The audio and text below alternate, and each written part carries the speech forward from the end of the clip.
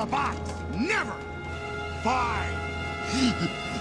Hello and welcome back to the most amazing channel on the internet. I'm your host Rebecca Felgate, and today we're talking the top 10 scary times cartoons turned evil. Before we get into this list, why don't you let me know your favourite cartoon character, and also I want to encourage all of you to leave a thumbs up on this video and share it with a friend. Alright, coming in at number 10 we have Tinkerbell. Jealousy will drive you mad. It is true, even in cartoons. Tinkerbell is a character constructed by J.M. Barrie, the writer of Peter Pan, which was later turned into a Disney classic. Tinkerbell loved Peter Pan, and while she was initially seen as a good character, her jealousy sends her mad and she almost has Wendy murdered, not through lack of trying. I was genuinely worried that Wendy would be killed when Tink ordered the Lost Boys to shoot her, but luckily she was saved in time. Tink is then manipulated by Captain Hook, the villain of the movie. Have a look at the moment of rage that overcomes us. She's straight up turning red. J.M. Barrie explains her total mood swing, saying that fairies can only be good or bad, and showing any badness means that she's all bad for that moment. The passage in Peter Pan reads, Tink was not all bad, or rather, she was all bad just now, but on the other hand, sometimes she was all good. Fairies have to be one thing or the other because being so small, they unfortunately have room for one feeling at a time. They are, however, allowed to change, only it must be a complete change. Honestly, I feel like that explains me. I'm quite small and I feel like I'm either good or evil. Nothing in between. Coming in at number 9, we have Maleficent. On screen in Disney's Beauty and the Beast, Maleficent was never good per se, but her origin story is pretty good. It seems that she started off as a fairy much like Flora and Fauna and Merryweather. She was always a little greedy and hellbent on power, so she isn't invited to Princess Aurora's christening. When she finds out though, she curses the princess. Was a little curse between friends though, hey. That isn't even the scary evil moment I'm talking about though. There's the moment that Maleficent goes from bad to straight up horrifyingly evil, and that's when she sprouts wings and starts breathing fire. When Maleficent turns into a dragon, honestly it's one of the scariest things ever to happen in a cartoon. This scene always fills me with absolute fear and dread, but I watched it anyway because I loved Sleeping Beauty. Coming into number 8 we have Stinky Pete. You might think that Stinky Pete is your friend, but you would be wrong. Like a lot of the good characters turned bad on this list, Stinky Pete became bitter after falling out of popularity. In the first half of Toy Story, we think that Stinky Pete is a nice guy, like a lovely father figure, except he's actually awful. Woody tries to retrieve his severed arm from Al, but Stinky Pete leaves his box and causes chaos. This is the moment we learn of his true colors.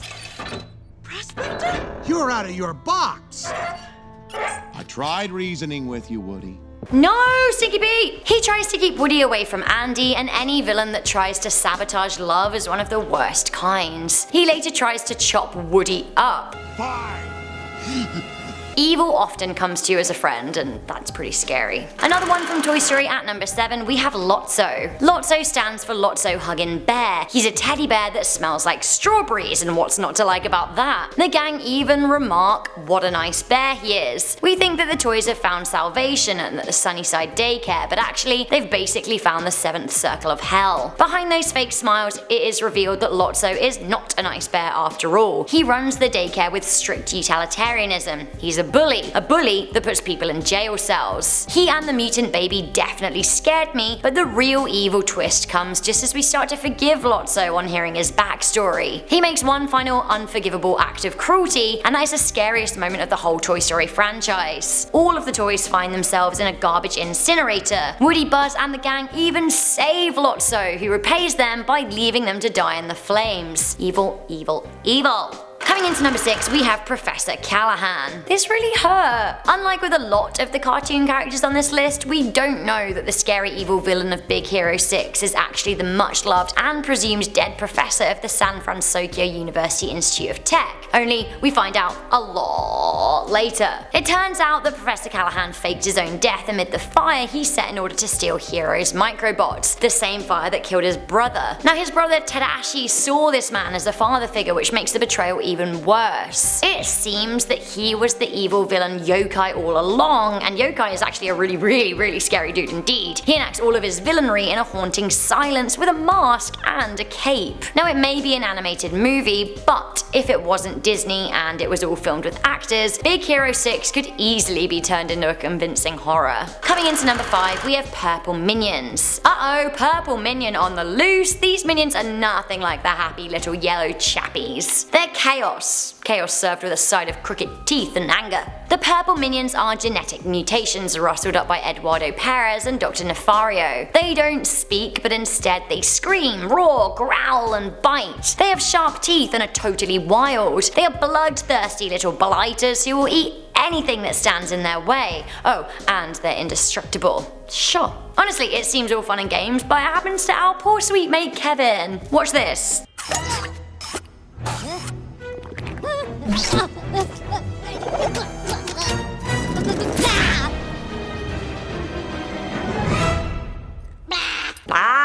I like how they do that. Maybe I'd be a good evil minion. Okay, they aren't that scary, they're still a tiny little bit cute. Okay, this one is only pretend, but there are a few seconds where we think that Princess Jasmine has joined the dark side and is about to hook up with Jafar. Ugh. Evil schemer Jafar captures and imprisons Princess Jasmine, who he has attempted to marry before but was rebuffed. He wants to become Sultan and he wants her to be his wife, or sexy slave. He dresses her in a sultry red outfit and demands that the genie make her fall desperately in love with him. This is what happens. I never realized how incredibly handsome you are. Honestly, we're all still pretty shocked because we thought that the genie didn't do love spells, and for a few horrible seconds we think maybe Princess Jasmine's leaning towards the dark side. Aladdin certainly thinks so, but it turns out that Jasmine is playing along as she tries to help the street rat. Sure, I honestly think that the scariest thing about this whole cartoon plot twist is that a regrettable part of me would actually kinda be into Jafar and Jasmine as a couple. I'm not the only one who thinks so either, there's a lot of fanfiction out there. Coming in at number 3 we have Bellwether. Oh dear. So I thought Bellwether was as cute as a lamb, but it turns out she was very much a wolf in sheep's clothing. Throughout the movie, we think that Assistant Mayor Bellwether is a good-hearted but long-suffering assistant to the Mayor Lionheart, but in actuality, she's plotting to overthrow him. She secretly develops a drug to turn mammals into savages, giving a bad name to predators and undermining them as leaders. Bellwether lies her way to the top and then tries to kill Judy and Nick. She is a classic evil politician who rules through fear, and this is the moment that she is discovered. How did you know where to find us? I'll go ahead and I'll take that case now. You know what? I think Nick and I will just take this to the ZPD. Then, this happens. It really is too bad. I did like you. What are you going to do? Kill me? Oh, no, of course not. He is. No. No, Bellwether, no. Okay, building on from that, I know it isn't his fault, but we have the moment that Nick turns savage coming in at number 2. Yes, it isn't Nick's fault that he's shot with the Night Howler drug, but the moment that he turns savage is honestly really scary. Bellwether shoots him with a poison dart, and all of a sudden he turns on Judy, chasing her and treating her like prey. For a moment there, we think he's gonna kill her. This bit scares me the most. Oh, Nick. No. Bye-bye, bunny. He bites her, like mate! But then we see it was all a ruse. He was pretending all along, thank God. Finally, this one hurts and so scary, because can you imagine if this was real life? I hate him, I hate him, I hate him. We have Hans at number 1. No Hans, no. Hans Westergaard is one of the many princes of the Southern Isles, and he made us all think that love is an open door, not least Anna, the Princess of Arundel. Hans is at first seems like a literal Prince Charming, despite having a weak claim to the throne of his own kingdom, but you know, what's a title between lovers? Hans woos Anna, and he's really sweet. Anna even thinks that she feels that she's finally found someone to connect with, and Hans eventually proposes. He even comforts her when her sister Elsa flees. We basically think that Hans is great and he wants to help both sisters. Sadly though, he reveals his true colours when Anna needs him the most. This sentence is what does it. Have a watch. Oh, Anna. If only there was someone out there who loved you. What? Ow, honestly, it hurts me in the pit of my stomach every time. Then he goes on to reveal that he was plotting to kill her, which really is an ultimate betrayal. So guys, that was the top 10 scary times cartoons turned evil. Honestly, I think this list was actually really hard to put together. Do you guys have any further examples, evil cartoons? Let me know in the comment section down below. Also, don't forget to let me know your favorite cartoon character. Just before I go, I want to read some comments from one of my most recent videos, The Scary Pixar Theories Part 3. Cube Master said, all of the Pixar movies are actually very good and emotional. It's true, they are.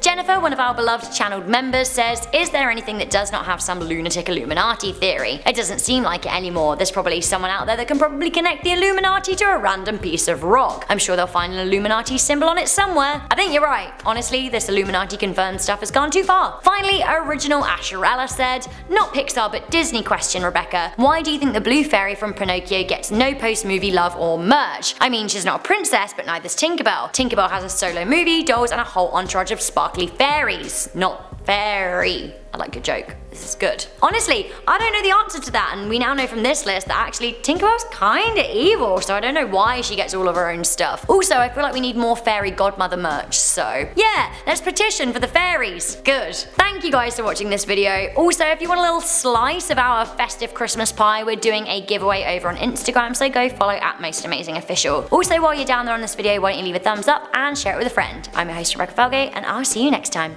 Bye!